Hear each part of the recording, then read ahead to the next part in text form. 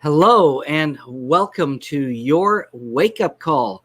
My name is Marc Caron. I'm coming to you here live from Vancouver, British Columbia, and it's 7 o'clock in the evening here on Tuesday.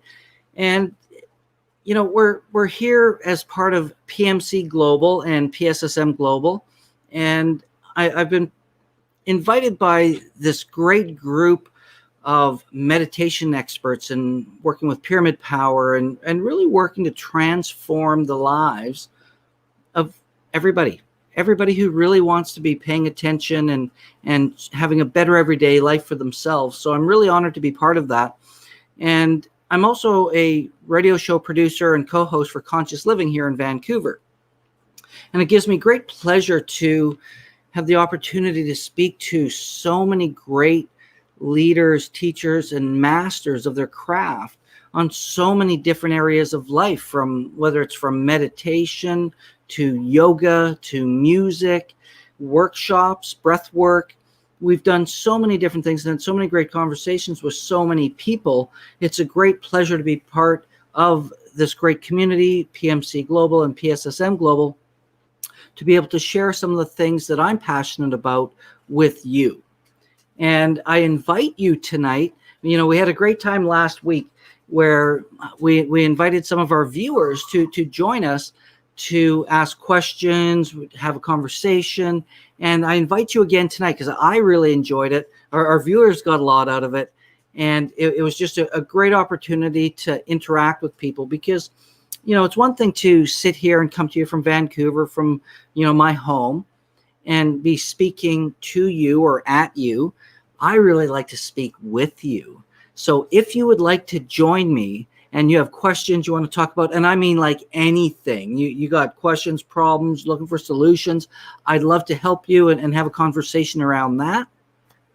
And there's a link here in the chat that you can click on, and my really helpful assistant Soumya, who I'm really grateful for because she's behind the scenes, making sure this goes live at the right time, making sure the feeder's going on at the bottom. So I really want to honor and thank Soumya for the work that she does, because it makes it a lot easier when it comes down to making a broadcast and putting these videos out there for you.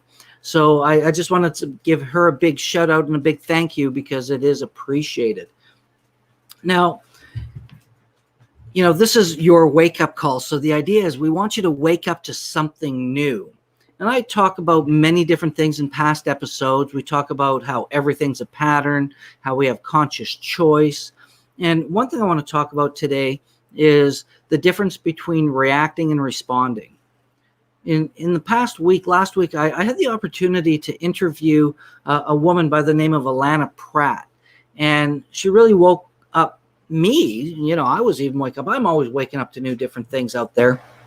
And what she really talked about was, the difference to respond to a situation versus react. And I thought it was a really powerful distinction because how often do we immediately react to something that happens? We react. I know I'm a reactor, and I still do because sometimes I have a short fuse. Yet it's different to respond, right? A reaction is usually kind of a charged, heated, almost a frustrated, even angry, or a blaming thing because we're reacting. We're like, oh my God, that's just not right. That's not good. Versus to respond. And responding is a unique word in the sense that if we respond to a situation, it has a different charge, a different energy. We respond based on what we want. We respond based on how do I serve and help this person? Or how do I serve and help myself? How do we make this better? Right? The response is a much more, really linguistically for me and my body anyways, it comes out to be a response is much more proactive and much more responsible than just reacting.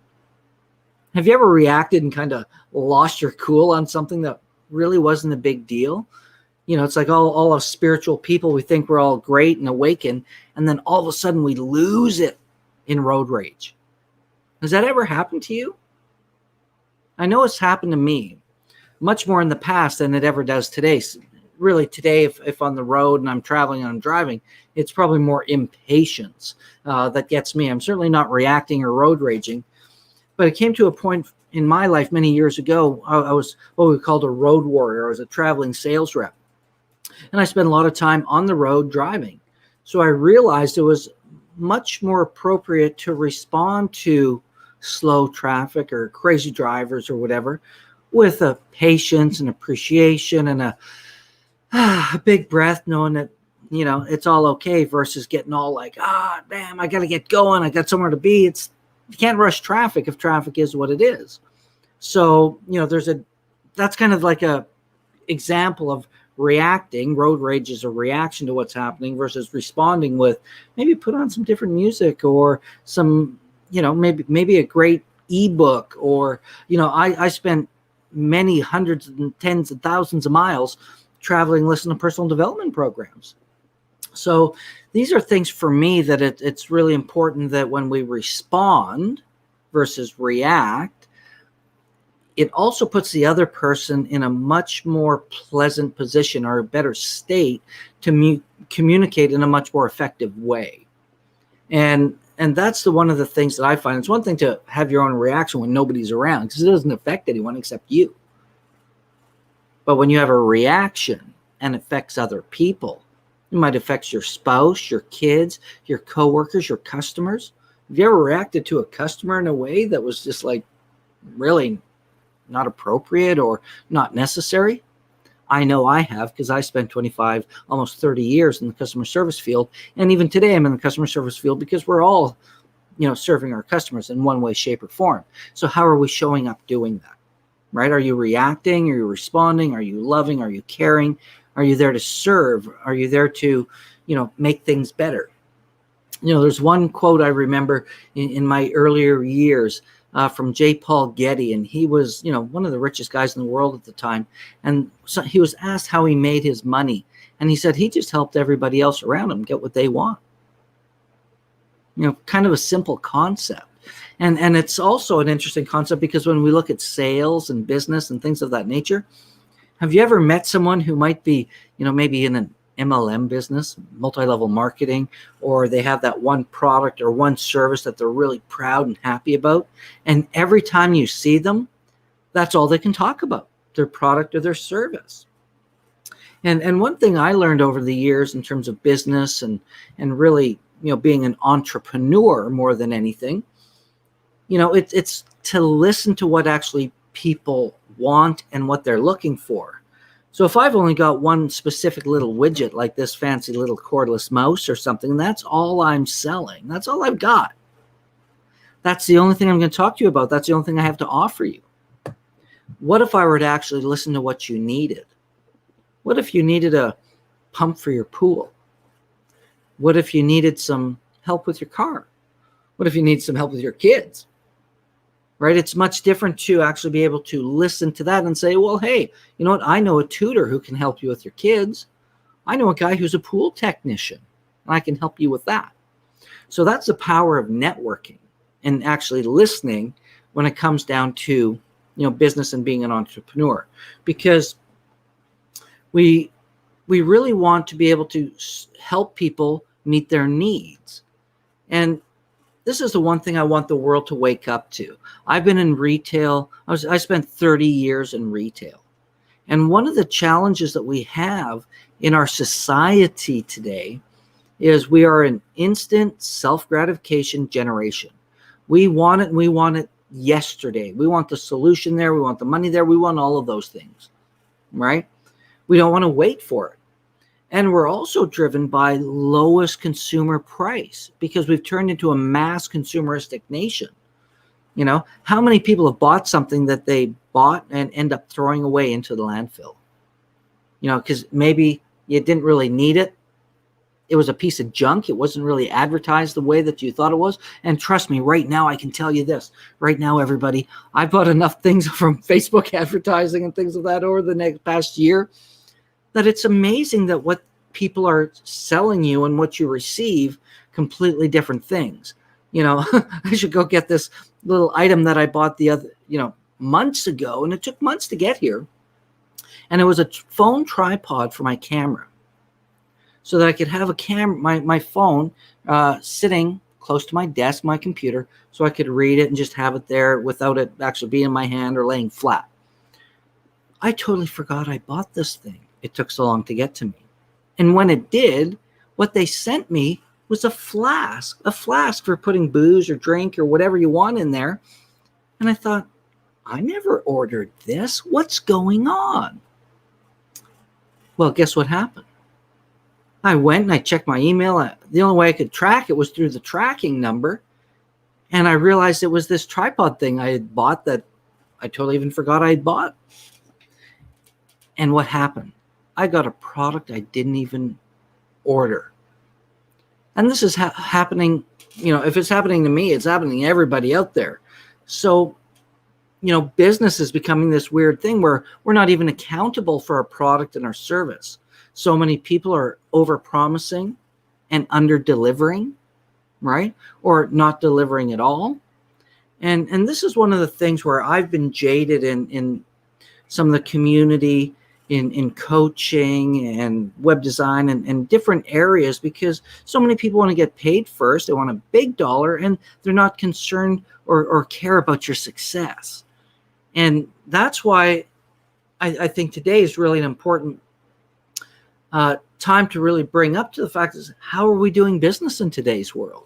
I'm just getting ready and geared up. We're going into, as many people, if you've been following me and watching my work and my programs, I'm part of the Tony Robbins team, right? And I'm getting geared up and ready. Tomorrow morning, 6 a.m. Pacific time, we're getting ready and we're starting Business Mastery, one of Tony's favorite programs. It's a 5-day program, probably going to run 14 hours a day, where he brings in the best of the best business minds, entrepreneurs, of all the people who are actually making their business work today. And today is a great time to talk about how business is really suffering. We're seeing businesses close down. We're seeing businesses shut down. We're seeing them go bankrupt, go out of business. And on the other side of that coin, we're seeing businesses flourish. We're seeing a lot of things happening in a really great way. And again, that comes down to mindset. How are we showing up in our lives and in our business to adapt and improvise? Peter Drucker would say that business is really only two things: marketing and innovation. And I think a great example of that, let's look at marketing. The story I tell about, buying this tripod that turns into a whiskey flask. It's kind of crazy. And the funny story, another one, I wanted a stand-up ergonomic computer desk for my computer, so I can have standing options at my desk and sitting options, because I think it's really important as we work with our physiology, especially if you're working at the best all day or your desk all day, to have some different options for working with your body. So I ordered 2 of these things. It was a great deal. This ad was great. And it's like, I know those. I've seen them before. Wow, they were only $10. So I bought 2 of them. Well, months later, it took 3.5 months before these arrived. So much for the self-gratification generation. But hey, the low-cost thing was great, right?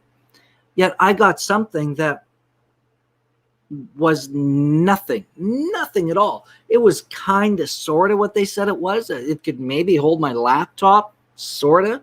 Not something I could put in my lap and hold while I'm sitting in a chair, put on my desk to raise it up, what they described. So here we got these people over-promising and under-delivering. And ironically, I'm willing to bet with their advertising and their marketing, they're making a small fortune. Because here's the other thing. When you go to send that stuff back to China, because that's what they want for you to get your refund, it's going to cost you more to send it back than it is to keep it. So it's happened to me 3 times. 3 times. I'm thinking twice because there was 2 times specifically. One was lightsabers. One was this ergonomic thing. And one was this flask. So, we start getting jaded as consumers and where we want to spend our money. Right? Now, on the other side of that coin, if you're a business person, I'd be curious, what are you doing differently today? How is your business today? Are you adapting, improvising? Is your business still open? Is it still feasible? These are the things that I'm really looking forward to in the next 5 days, because, Tony's one of these top guys who transforms businesses. And he brings in, like I say, the best of the best. And we're going to go through all sorts of strategies and business practices and everything that we need to be aware of in our business. And I know the one thing he's going to talk about is innovation, because now is the time to be innovative in whatever you're doing, not just in your business, in your life. And I want to say one thing about life and business and life. Your business is your life and your life is your business. Right? If you're in business, even in your work, we're all here to serve. We're all serving in some way, shape, or form. Even if we're working for someone else, we're there providing a service, right? So how do we show up in that? Are we giving the best possible service that we can? Are we doing it willfully? Are we doing it with passion and excitement? Or are we, stuck in that rut like so many people, especially here in the Western world, where we don't like our job. We're doing it because we need to make a paycheck and pay the bills, right? Even if you have a business. Now, here's the interesting thing. Even if you have a business, you may not have a business, though you think you have a business. A business is something, this is something I learned from Robert Kiyosaki and Rich Dad, Poor Dad. A business is something you can actually walk away from for a period of time, for a month, 3 months, a year. And while you're away, it grows. It grows. It means it's doing more revenues. It's getting more clients. It's serving more people. It's growing, and you're not there. That's a real business. Now, if you've got what appears to be a business, and very well may be a business, you may own it for sure. But if you have to be there for it to work, for it to make money, for it to serve the customers, for those doors to open every day, you really bought yourself a job. So one of the most important things that we're learning is, how do we leverage that? How do we change, if we're in a position where we've bought ourselves a job or created ourselves a job, how do we create it so we can have the freedom to step into other projects? Because come on, look at some of these entrepreneurs. They got multiple businesses. How do they do it? Right? Well, they're innovative. That's one for sure. They've got great people on their team, because within their team, these are the people that are going to grow it when they're gone. They're bought into the vision. They're bought into the mission. They love what they do, and they've created a culture. Do you have a culture in your business? Right? Or is your business just about pleasing shareholders or making money? Because that's when the difference really comes into play, is when you have a culture. When you have a culture that people are feeling appreciated, people feel important, they're giving back, they're learning, they're growing. You're meeting all their needs in a way that becomes, kind of beyond the norm in so many of, these businesses that are out there today, right? That's when people are going to want to stay up late, work harder, not concerned about the pay, because they're committed to the mission. And this is about creating that culture in the work that you're doing to give you that opportunity. But let's come back to innovation. And innovation is really an important part to any business, because, I was reading an article the other day about Xerox. If you remember Xerox, they're the photocopier company. They were one of the top sales organizations for a long time. They were highly regarded for their sales training, their practice, and everything they did.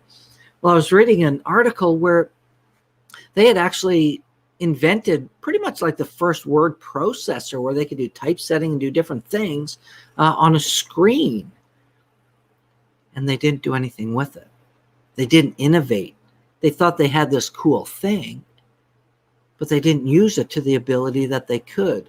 And I think it was IBM, or it might have even been Apple or Macintosh at the time, that took this in and made it something different, so that it became a word processor, so that we can print things and do different things. And they're the ones who made the cajillions of dollars, right? Xerox didn't capitalize on that, yet they invented it and created it, or one of the first that did it. But they weren't innovative to see the product. How about those 3M sticky notes? You remember those? We all have them. I know I've got a bunch of them laying around here, and some people have them stuck up all over the place. Well, that resulted from an accident in a lab. What 3M was looking to do was actually create a super adhesive. And what they did in their experimentations and trials is they created something that was not very super adhesive at all, right? But it had some interesting properties because they were able to peel it back and re-stick it and do different things. And it turned into a multi-million-dollar business because they got innovative and found a way to take that little tag, right, in different sizes and colors and shapes and everything else. It's turned into a multi-million-dollar business from a mistake because they were innovative. What does that have to do with the state of the world today? Well, I want to bring it to our attention as your wake-up call today to ask you what's been great about the past few months, 3-4 months, this whole COVID thing. We're in lockdown. Again, businesses, they're going out of business, they're shut down, they're struggling, they're going in debt. I'm curious, what are you doing or what have you done that has actually been different? Are you thriving in today's world, or are you still having a hard time? Are you seeing some opportunities out there that we can act on? Because, on every side of every coin, there's opportunity and there's the lack of. And, this is, I just really want to wake you up to this whole thing. Normal. Everybody's talking about going back to normal. Well, guess what? There never was a normal. That was just something we make up in our own mind for our comfortability. And it'll never get back to normal. There might be a new normal. What's that going to be? We don't know. Right? But entrepreneurs and people who are looking at opportunity and looking forward and are responding and responsive versus reactive to what's happening in the world today, then we can actually take some creative action. I know that, one of my friends who you've met, Theta Phoenix, her mother's a great artist. She's actually doing hand-painted masks so people can have some fast fashion masks. Innovation, right? Because this mask thing isn't going away. We're seeing more here in Vancouver than ever before. But now we have an opportunity to wear a much cooler mask than just, the medical mask or what we see out there. And there's more and more. We're seeing that out there as well. I've seen a number of different masks out there that are pretty cool. And again, that's innovation, right? So people are becoming innovative. They're finding new ways. There's one organization here in Vancouver because the gardening industry is growing so prominently and so vastly. There's partly, I know there's a fear out there, and I don't like even using that word, but there's a belief that we're going to have a challenge with, food and things, in the near future. I don't know if that's true or not. But as the gardening business and all of that's growing and booming, there's a group of people, young entrepreneurs, and what they did, they were community builders. They were going around and they would go to homes and they would actually create the gardens and the yards. So you didn't even have to do it. They would create, tend, maintain, take care of these gardens and grow food, not just for you and your home and your family, because you would get some because it's in your yard, you would get what you need. But they would also share it with other homes and communities and areas, and they'd even do it tradesies. So you could have a variety of different fruits, vegetables, and organic, grown fresh from your yard produce. Imagine what a great idea. How many yards are being underutilized today around the world? Imagine. Let me ask you this. Do you have an empty yard? Do you have a space where you could grow a garden? And let me ask you this. If you have a garden, do you have more colonial lawns than you do garden? Because I think that's a really interesting concept where did we ever learn to have this nice green lawn and beautiful yard in that sense versus growing food? Wouldn't it make sense that we grow food and maintain a garden in our yard so we can grow our own fruits and vegetables and produce? To me, it makes a lot of sense. And when I got to know my grandfather, who is of the Dutch heritage, so one thing he told me that his parents told him, he said, always have a home where you have a yard, because you can always grow your own food there, right? And that's just a little nugget of kind of what's happening in the world of adapting, improvising, and finding different ways, because there's always a way. If we're committed to whatever we're committed to, there is always a way. There is always a way, right? And that's the one thing I've learned. It's about changing your approach until you find out what works. And if you're not sure what works, go take a look and study the people who have done what you want to do and model them. Do what they did, and you will save yourself a lot of time, effort, energy, and money, and frustration, and a whole bunch of mistakes, because you get to learn from those who have already done it before you, which I think is a great opportunity, right? And that's just a nugget, and that goes with anything: business, relationships, achievement, building things. Just model those who have done it already. Study how they did it. Do the same thing. It's a lot easier and takes you a lot less time, and you're not going to make the same mistakes, right? So modeling is a great way to go. But let's talk about, again, response and reaction. Let's take a look at the situation in the world today, because, again, I want everybody to wake up to the fact that we have nothing but opportunity right now. I pause because I want that to sink in.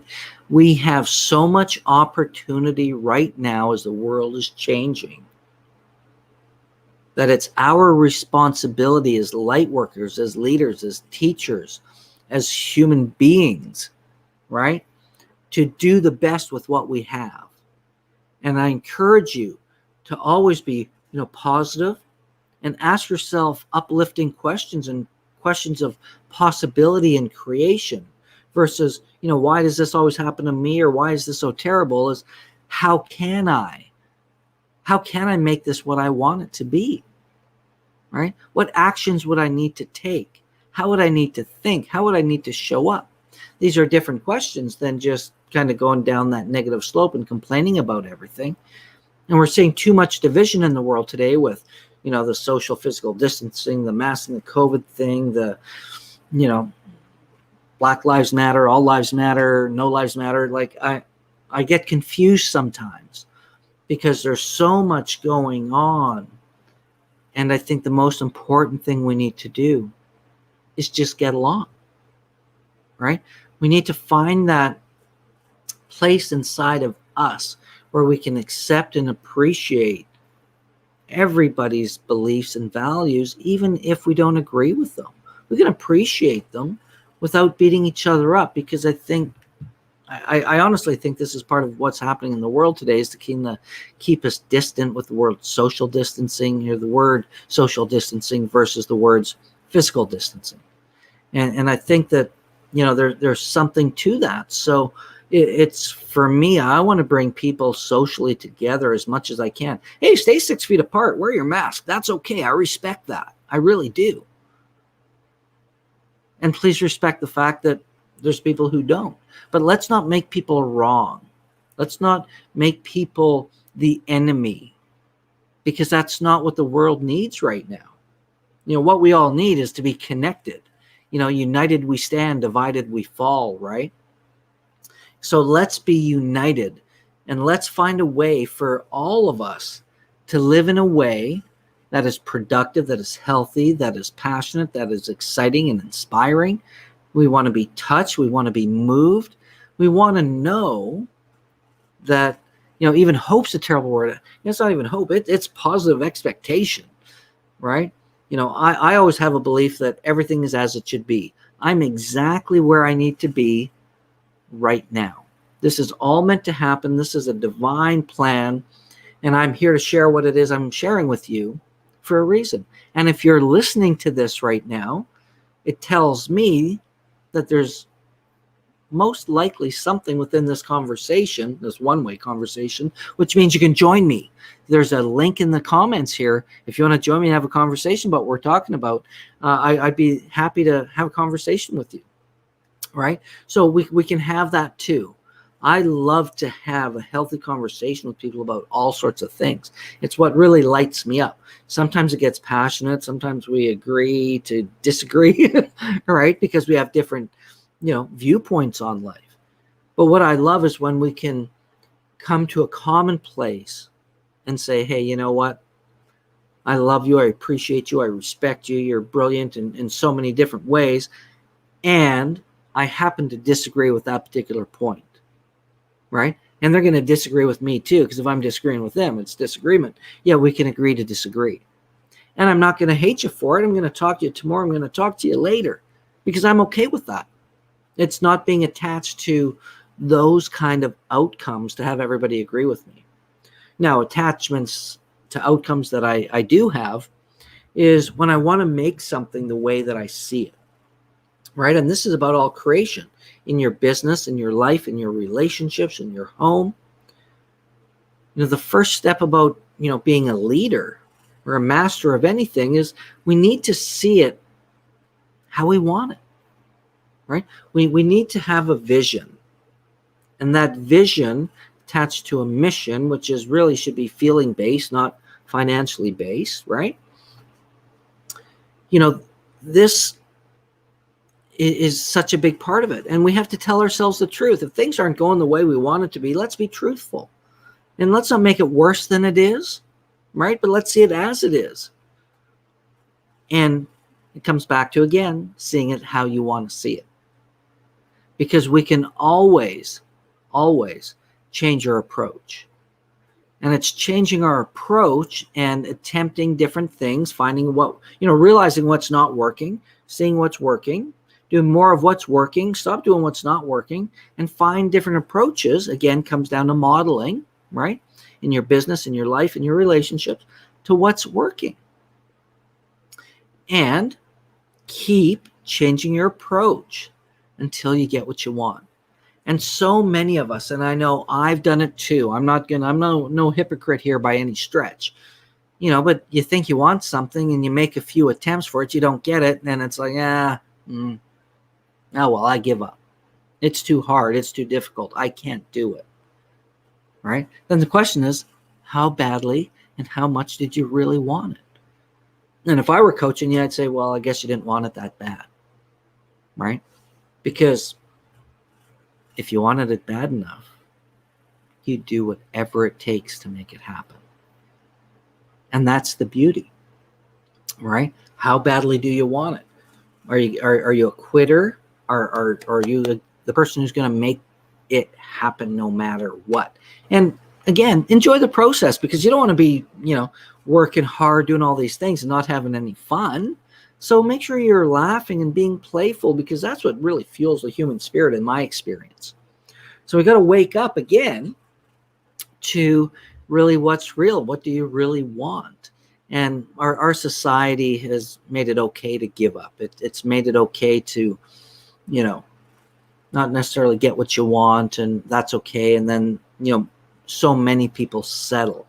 And I know I've settled. I spent many years in a relationship just settling because I thought I had what I wanted. It wasn't exactly what I wanted. I was kind of telling myself the truth, but I wasn't really, even because I knew all of this stuff. Here I am, and I wasn't doing it, right? Yet, what I will say is I was, at my core, I was still being me. I was being loving. I was being caring. I was being thoughtful. I worked my best to be inspiring, But we don't want to sacrifice the parts that aren't us, and the parts that are us, most importantly, that are want to express ourselves, be even more free and make a bigger difference in whatever it is that we're doing. So freedom is a big part of life, and men, well, hey, we want to be free for sure. And if we can be free, and our ladies allow us to be free, there's an element of love and compassion and passion that happens because we're not being controlled. Women want to be heard. Women want to be understood. They want to be loved and supported, and know that we're here for them, right? in our freedom. We still have to be there. And that can create a beautiful, powerful dynamic in relationships.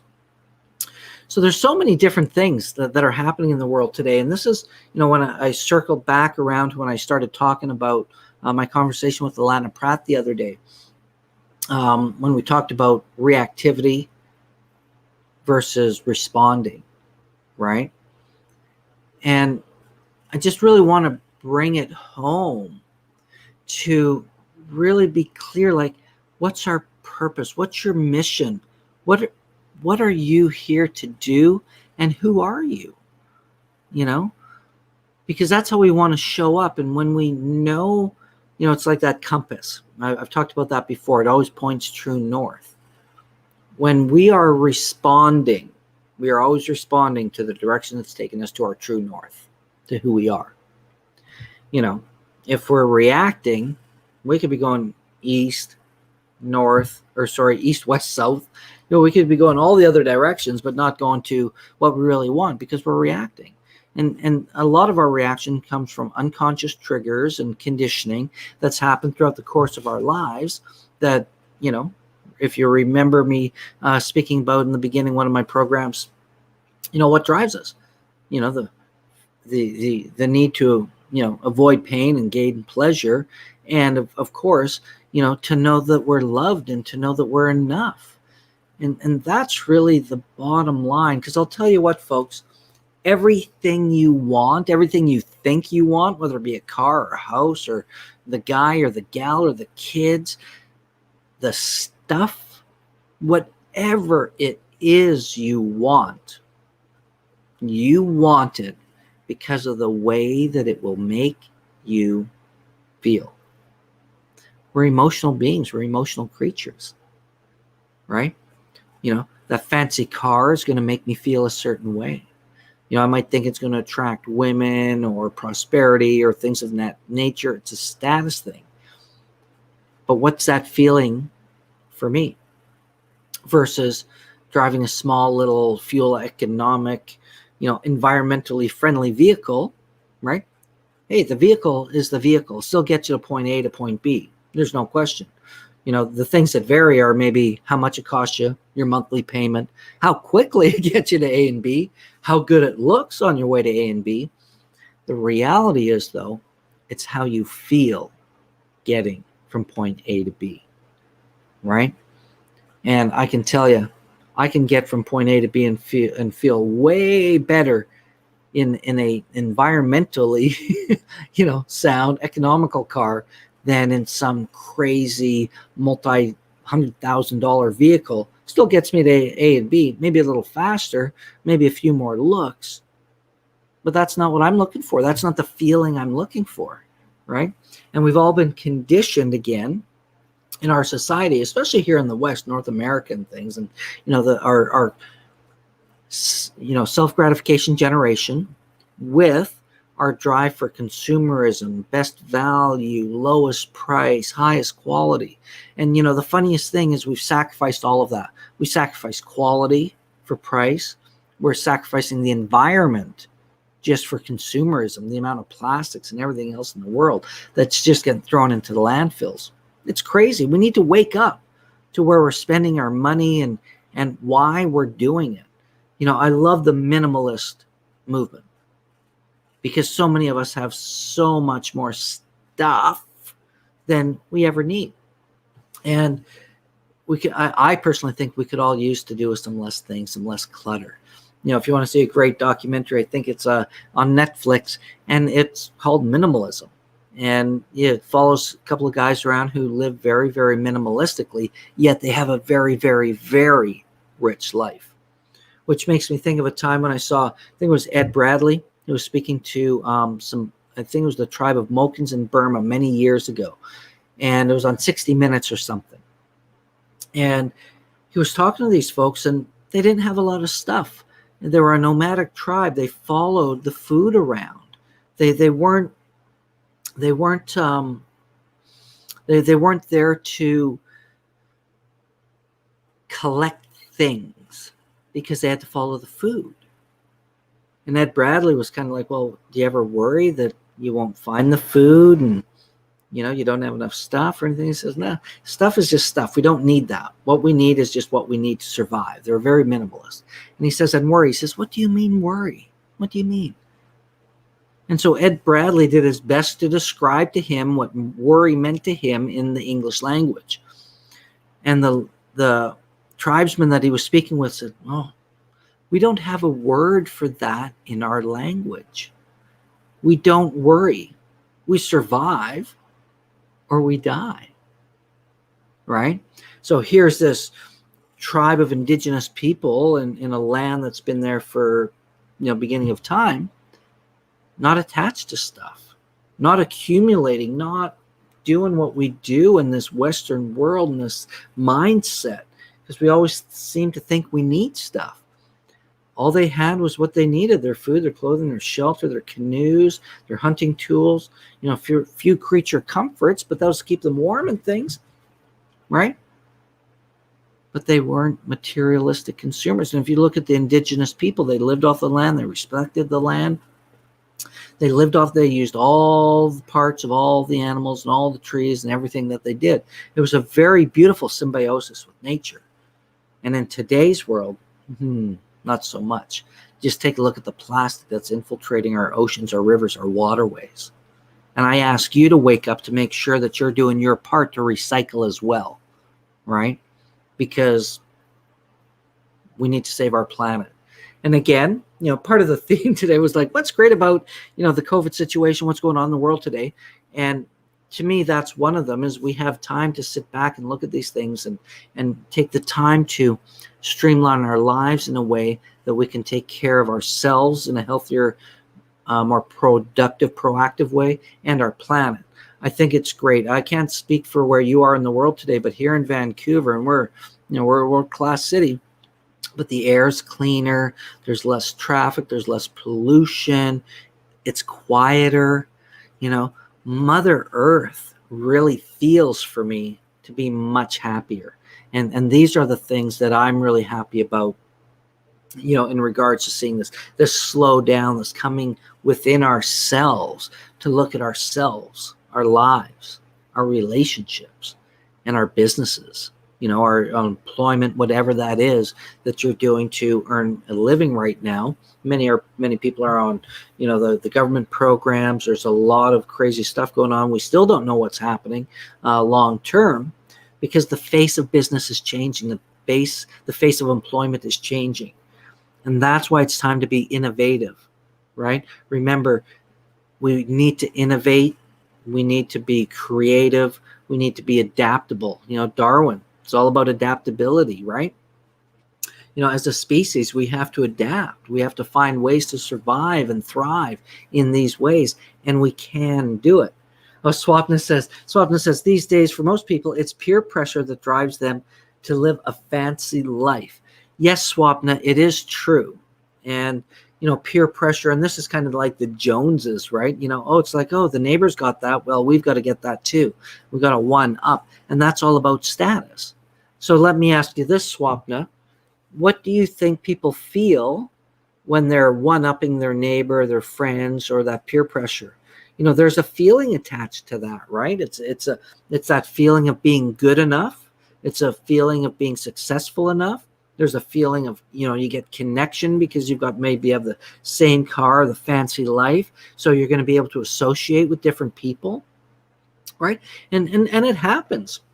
There's no question that peer pressure is a really, really interesting thing.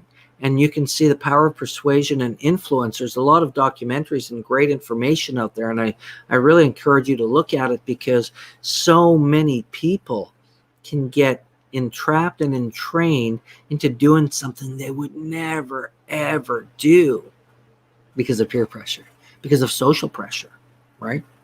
Social expectation, or whatever that may be. So I think it's important to really understand that and really come from a place of being grounded and being centered and knowing who you are, having fun, being playful. And let me ask you this: is what you're doing and what you think you want to do, does it feel good? Is it good for you? Is it good for others? And does it serve the greater good? Because that really creates a real class experience that, when you can feel good about it, it's good for you, good for others, serves the greater good. Wow. Right? There's nothing. And for me, that's all about service. That's why I love volunteering. I'm a seminar junkie. I love watching people transform and grow and have those wake up moments when you see that light bulb light up. They're like, oh my God, I get it. It was me all the time. Right? Or that's what happened 20 years ago. And all of a sudden, oh my God, I see that. And they can make that change, because you can't change what you don't acknowledge. And sometimes we have stuff wrapped up in our systems, in our mind, our body, and our spirit, because we are multifaceted. It's not just a mind thing. It's not just a body thing. It's also a spirit thing. It's all three, right? So it's so great to be able to, show up in a way that is about love, appreciation, having fun. And I'm not saying you're not going to get angry, sad, frustrated, but turn all of that into appreciation. Turn it into gratitude. Because what are you grateful for? If you're watching this right now, regardless of what's going on in your world, you're better off than a huge, I don't even know the statistic anymore because it does change, but you're so better off than so many people who have no ability to even be on a phone or on the internet, on a computer, wherever they are, to even watch this. So I am so grateful just to be able to have this opportunity to share with you some of the things that run through my head and how I make a positive life for myself and those around me. I'm silly. I'm playful. When I get serious, I'm pretty intense, I'll tell you, when it's go time, because sometimes it's just time to get stuff done, right? Oh, Swapna says she feels gratitude for what we have and will avoid all these pressures. Yeah, gratitude, what can I say about gratitude? It's the one place to go, right? There's gratitude and there's contribution. And I know that when I'm, for myself, if I'm feeling down or frustrated, I turn all of that into gratitude and appreciation for the life that I'm living, for the opportunity that I have to serve and the abilities that I have. I'm super grateful. And when we look at life in that way, it changes. It changes, right? And how can you make a difference? That becomes a big question to me is, can you serve? Can you give back? Can you volunteer? I love volunteering. Volunteering is when I always feel great because you're giving beyond yourself and it's an opportunity to grow and develop and really give back. There's nothing better for me, again, like I was just saying a few minutes ago, when you see people light up and they have those aha moments, they have that breakthrough, and you can be there for them, either coach them through it or celebrate with them, because life is too short to be serious. Life is too short to be frustrated and unhappy. And we can choose, we can react, right? And live in it longer. Or we can respond and say, hey, what do I really want? Is this what I want? How am I going to get there? And take the action to do it. And have fun doing it. And know we're going to hit the road bumps in the way, because that's just life. If life was just all, a bed of roses and we just traveled that high road and we never had any dips in the road, you'd get bored of that too. But you're always going to have ups and downs in life. And here's how I see it. One of my goals is to have higher highs and longer, right? And when the dips happen, they're shorter and shallower, right? So they don't go deep and they don't go long, but they're going to happen. But it's how we navigate those dips. It's how we look at them, the meaning we give them. We just say, hey, that's life. It's going to get better, right? This too shall pass. Well, we're going to have a much different life than if we hit that slope and then we just keep riding it down and down and down and down and deeper. The deeper that hole goes, the tougher it is to get out. So it's how long do you want to live there, right? We can acknowledge it, not beat ourselves up over it, and keep going again real quick. Swapna also says, I feel gratitude for what we will have and avoiding all these pressures. Yeah, there's, pressure is an interesting thing. I like pressure because it's kind of what makes things happen. You couldn't go to the bathroom without pressure. right? It's a biological function. Rain is a pressure, weather is a pressure, they're pressure systems, right? So they do, pressure is a good thing. And I could say, hey, thank God for deadlines too, because deadlines are what help me get things done. Because if I don't have a deadline, it could be a lot tougher to get things done, on a certain time frame. So for me, pressure and deadlines and expectations help. And I also don't beat myself up over them. I just take responsibility for them. Because it's when we take responsibility for our actions, for our lives, for our words, and how we, actually kind of impact others, it really, changes life again too, because people aren't going to blame you. It's not your fault. You accept responsibility. If you ever have someone blame you for something and they're right, which quite often they probably are, accept the responsibility for it. Quickest way to diffuse that situation, and I know it's happened to me many times, where it's like, yeah, you know what? I did make that decision. It was my fault. It didn't work out the way I wanted. It wasn't bad, but you're not happy about it. I take complete responsibility for that. And then you watch the other person kind of, right? Because all of a sudden there's no conflict. You've taken that blame game away. You've accepted responsibility. And so many of us, we defer. It wasn't my fault. It wasn't me. I grew up in a home as a young boy. My father used to always get, who did whatever it is we did? Who knows? We're just three young boys, right? Well, we lived with Mr. I don't know and Mr. wasn't me. It was either going to be one of those two guys, because it was never the three of us. So we we weren't great at taking responsibility because we didn't want to get in trouble. But what if you weren't worried about, we're adults now. We're not worried about getting in trouble. Let's take pride in accepting responsibility for our actions, for our words, and how we show up and what we do. And that's okay. We just change what we need to change, and we improve, because life is a continuous, never-ending improvement model. So, let's not beat ourselves up over about. Let's have fun, right? Let's take a look at what's great about the situation in the world today. And I ask you today, before we leave here, what has happened for you in these past 3-4 months that has been great? What has been really good about this situation? Even if you're out of work, if you're unemployed, because I could tell you right now, I'm going to be very honest with you. My life has changed a lot. I'm an event planner. We do events. We did 3-4 events a week. That's how I made my living. Well, guess what? We're not doing that anymore, right? So what did I do to become innovative? We're going online. We're doing live streams. I'm doing some affiliate marketing.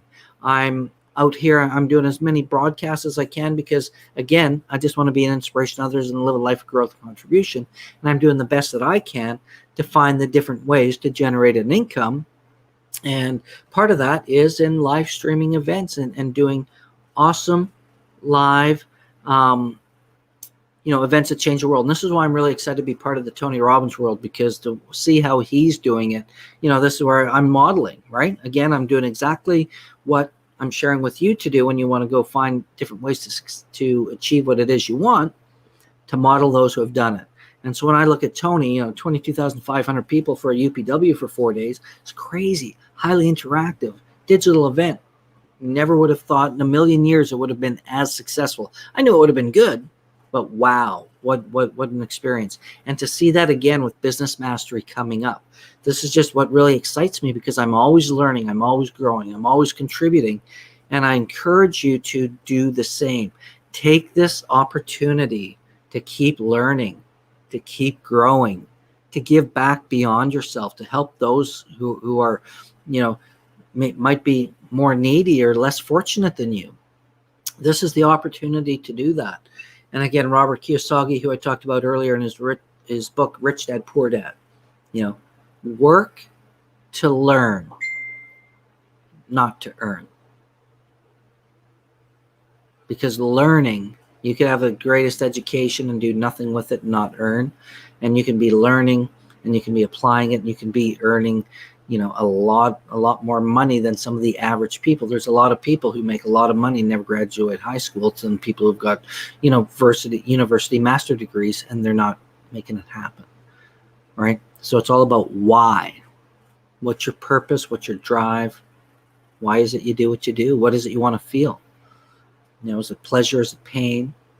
Is it love? Because that's what we all want. We all want love and pleasure, my friends. And we are entitled to living a hedonistic life and to be loving our life, to being happy, joyful, blissful. It's our God-given right. So I encourage you to do whatever it is you need to do to live a life of fun, excitement, passion, abundance, prosperity. It's all out there, and we all have, I'm going to say equal opportunity, though we might not have, the same, situations in our opportunity. But guess what? We are resourceful beyond measure. There's so many success stories of people who have met such difficult odds and succeeded and overcome those. That wherever you are in your life today, whatever those are, you can do it too. I know you can. I trust you. I believe in you. It's part of our human condition. So go out there and make your life a masterpiece. And in that, uplift the people that you touch. Put a smile on their face because you have a smile on yours. Use words of inspiration and encouragement and possibility, versus words of the opposite of those. I don't even want to use those words, right? Because I want you to go out there and use the power that we have for creation and abundance and manifestation. That's all about visualization. It's about how we feel. And ultimately, it's how we show up.